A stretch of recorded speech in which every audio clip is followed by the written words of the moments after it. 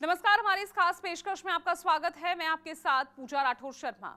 Delhi police का नारा है with you for you always, यानी हमेशा आपके साथ, आपके लिए।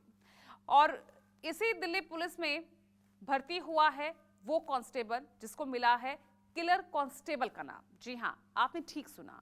जो पुलिस आपकी और हमारी सुरक्षा के लिए होती है, जब वो ही कातिल और किलर बन जाए तो भला आम आदमी अपने को बचाए कैसे, ये बड़ा सवाल। ये कहानी भी कुछ ऐसी ही है जिसमें एक हेड कांस्टेबल बन गया है लेडी कांस्टेबल का किलर।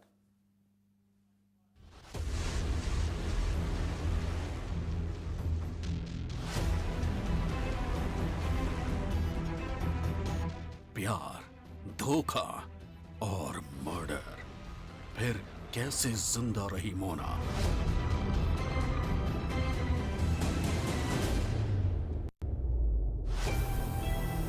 मौत की नींद से जागती रही मोना, कातिल सिपाही की खौफनाक कहानी।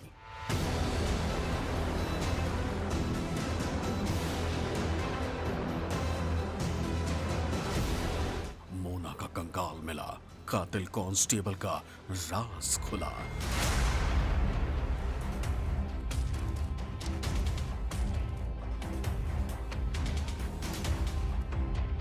दिल्ली पुलिस का किलर कांस्टेबल।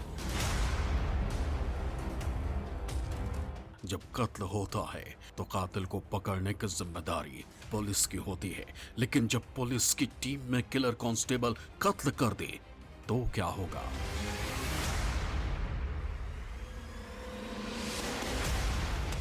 प्यार, धोखा और मर्डर की एक ऐसी ही खौफनाक कहानी दिल्ली पुलिस के कांस्टेबल और एक हेड कांस्टेबल की है।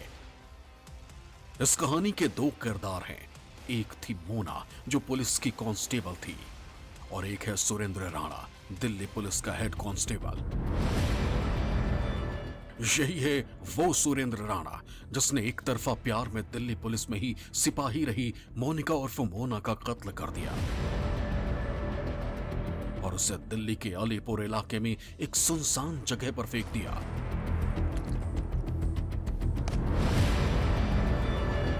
दिल्ली पुलिस ने 2 साल पुराने ब्लाइंड मर्डर केस की गुत्थी को सुलझाते हुए दिल्ली पुलिस के ही कांस्टेबल सुरेंद्र राणा को गिरफ्तार किया है। सुरेंद्र राणा ने मोना यादव नामक कांस्टेबल जो दिल्ली पुलिस में कार्यरत थी, उसी के साथ पीसीआर यूनिट में काम किया करती थी। उसने 2021 सितंबर महीने में गला घोंटकर मौत के घाट उतार दिया पहले। उसके बाद नाले में लाश को फेंकने के बाद पत्थर से उसके शव के ऊपर पत्थर रख दिए, जिससे कि शव कभी बाहर ना आ सके। और दिल्ली पुलिस इस पूरी हत्याकांड की गुत्थी को सुलझाने की कोशिश पिछले 2 सालों से कर रही थी, लेकिन आरोपी लगातार पुलिस को और पीड़िता के परिवार को चकमा दे रहा था। आखिरकार दिल्ली पुलिस की क्राइम ब्रांच ने सुरेंद्र राणा समेत 2 अन्य आरोपी, जो कि उसका एक साला है और उसका एक दोस्त है, उसे गिरफ्तार कर लिया है। ये दिल्ली के अलीपुर की ही वो गंदा नाला है जिसमें इस वक्त तलाश चल रही है, जो 2 साल पहले हुए सनसनीखेज कत्ल का राज उगलने वाली है। कत्ल दिल्ली पुलिस की लेडी कांस्टेबल का, जिसे हेड कांस्टेबल ने 2 साल तक छिपाए रखा। दिल्ली पुलिस के इस हेड कांस्टेबल ने इस मर्डर को छिपाने के लिए वो सब किया जो किसी कत्ल को उजागर करने के लिए पुलिस करती है। ये पुलिसिया दिमाग ही था जिसने इस कत्ल पर 2 सालों तक पर्दा डाले रखा। इन 2 सालों में एक पुलिस वाले ने मुर्दा लेडी पुलिस कांस्टेबल को जिंदा रखने की हर मुमकिन कोशिश की।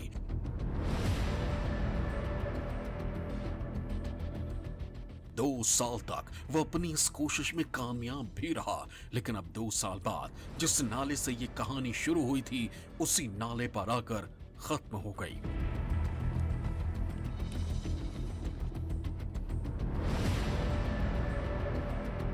इसने इसके ऊपर कुछ दबाव बनाना शुरू किया और बाद में लड़की पे दबाव बनाना शुरू किया। लड़की पढ़ाई लिखाई में ज़्यादा ब्रिलियंट थी और वो पढ़ाई में फोकस रखना चाहती थी। ये उसको कि घुमाने चल, इधर चल, उधर चल, ये उसके साथ गलत संबंध बनाने के प्रयास में लगा हुआ था। और जब वो उसकी बात नहीं मान रही थी तो इसने गुस्से में आके उसका मर्डर कर दिया। और एक नाला है बुराड़ी पुश्ता अलीपुर के एरिया में, वहाँ पे सुनसान जगह पे ले जाके उसका मर्डर किया। उसके ऊपर पत्थर वत्थर डाल दिए ताकि वो बॉडी ऊपर ना आ सके। और सबसे हैरानी की बात यह है कि काफ़ी दिन तक ये उनको गुमराह करता रहा, पूरी फैमिली को। दिल्ली पुलिस ने आखिरकार 2 साल पुरानी अपनी ही महिला पुलिसकर्मी की हत्या की गुत्थी को सुलझाते हुए दिल्ली पुलिस में ही तैनात शातिर कांस्टेबल को गिरफ्तार कर लिया। हत्यारा police constable Surendra Singh Rana Delhi police में बतौर पुलिस कांस्टेबल के पद पर तैनात था और पिछले 12 सालों से पीसीआर में इसकी नियुक्ति हुई थी। इसने अपने ही साथी महिला कांस्टेबल को साल 2021 सितंबर महीने में दिल्ली के मुखर्जी नगर इलाके में स्थित एक नाले के पास पहले गला घोंटकर मौत के घाट उतारा। उसके बाद लाश को नाले में ठिकाने लगाने के बाद लाश पर पत्थर रख दिया, जिससे कि लाश ऊपर की तरफ कभी आ ही ना सके, जिससे कि किसी को कोई शक न हो।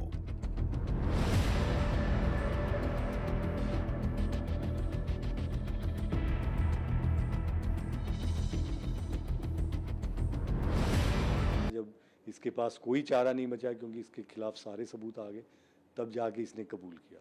लेकिन कबूल करने के बाद इसने फिर से एक गुमराह करना शुरू किया।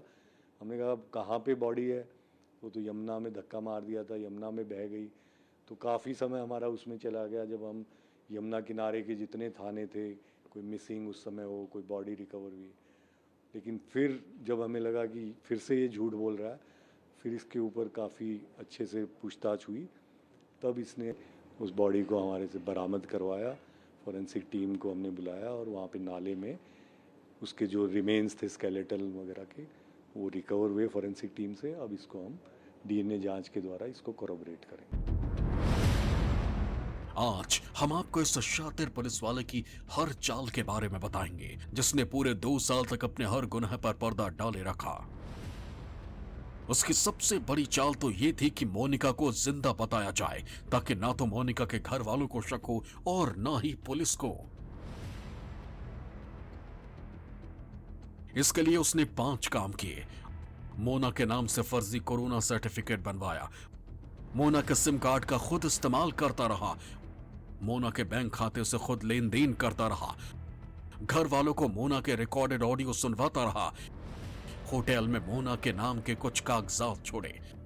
आपको बता दें कि मोना यादव का यूपी पुलिस में भी सिलेक्शन हो चुका था सब इंस्पेक्टर के पद पर, और वो पीसीएस की तैयारी कर रही थी, यानी कि आने वाले समय में वो सिविल सर्विस में भी भर्ती हो सकती थी। और इससे पहले एक तरफा प्यार के चक्कर में सुरेंद्र ने मोना को मौत के घाट उतारने के बाद ऐसी फुल प्रूफ प्लानिंग रची जिससे कि किसी को भी शक ना हो। लेकिन एक कॉल लोकेशन की वजह से सुरेंद्र राणा को आखिरकार क्राइम ब्रांच ने गिरफ्तार कर लिया है और उससे पूछताछ लगातार जारी है।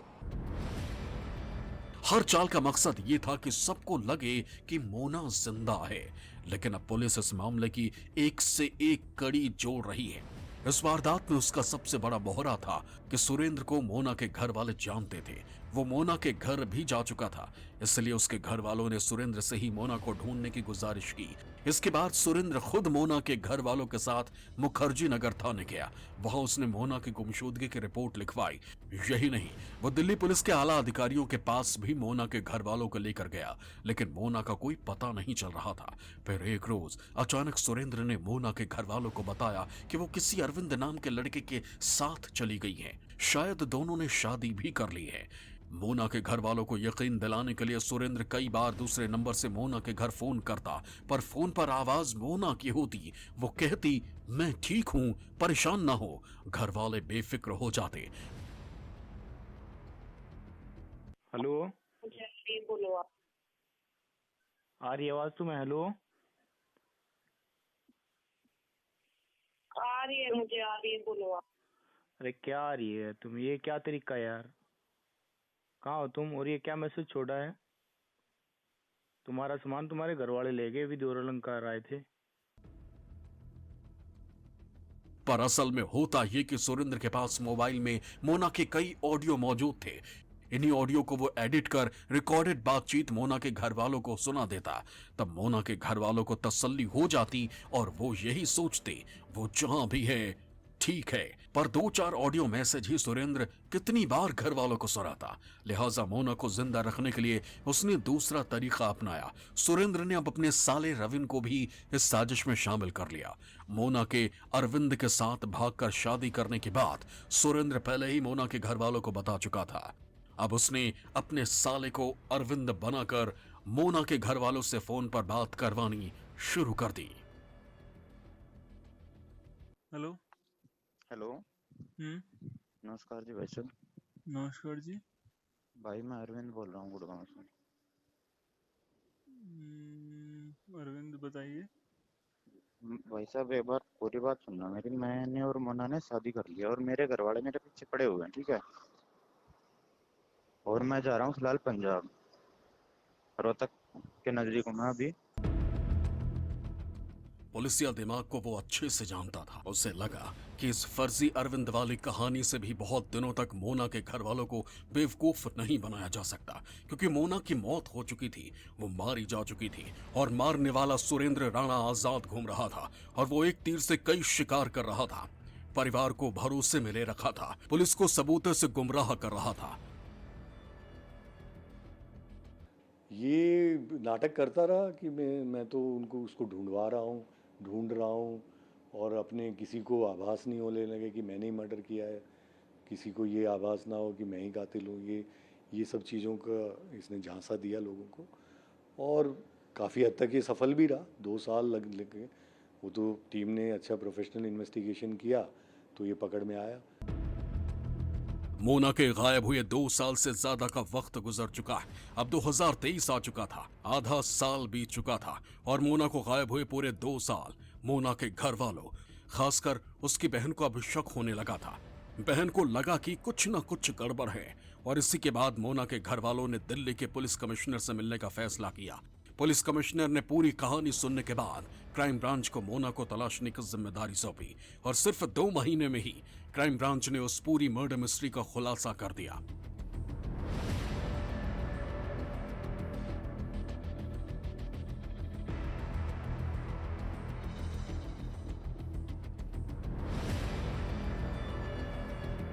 काफ़ी दिन हो गए थे और फिर फैमिली ने कमिश्नर साहब से रिक्वेस्ट की कि इसकी और प्रोफेशनल इन्वेस्टिगेशन हो, तो क्राइम ब्रांच को केस ट्रांसफ़र हुआ तभी। तो हम लोगों ने, हमारी टीम ने काफ़ी अच्छा काम किया और प्रोफेशनल इन्वेस्टिगेशन करते हुए उस नंबर पे हमने फोकस किया जिसके कॉल आती थी, वो फेक आइडेंटिटी पे था। फिर उसको आगे चेक किया कि किसकी फ़ोटो है, फिर उस फ़ोटो वाले को पकड़ा, वो ढूंढा हमने। उस फ़ोटो वाले ने कहा कि मैंने तो फ़ोटो उस फला आदमी को दी थी। उस आदमी से आगे इसके साले का लिंक मिला, तो धीरे धीरे परत पे परत बड़े ही अच्छे इन्वेस्टिगेशन से खुली और फिर फाइनली इसको पकड़ा। 8 सितंबर 2021 को सुरेंद्र ने मोना का कत्ल किया था और इत्तेफाक देखिए कि ठीक 2 साल बाद 30 सितंबर 2023 को दिल्ली पुलिस ने मोना के कत्ल की पहेली को सुलझा लिया। हालांकि मोना का कत्ल बेशक 8 सितंबर 2021 को हुआ था, लेकिन उसकी गुमशुदगी की रिपोर्ट 20 अक्टूबर 2021 को मुखर्जी नगर पुलिस स्टेशन में लिखाई गई थी। अगर मुखर्जी नगर पुलिस उसी वक्त इस मामले को गंभीरता से लेती तो मुर्दा मोना अगले 2 साल तक जिंदा नहीं रहती, वो भी तब जबकि मोना खुद दिल्ली पुलिस की एक कांस्टेबल थी। अपने ही महकमे की एक पुलिस वाले की गुमशुदगी पर दिल्ली पुलिस का ये रवैया सवाल खड़े करता है। सवाल ये कि जब अपनों के साथ ये हाल है तो फिर आम लोगों की शिकायत गलत नहीं है। दिल्ली से दीपक दुबे और विमल कौशिक के साथ ब्यूरो रिपोर्ट, न्यूज़ 24।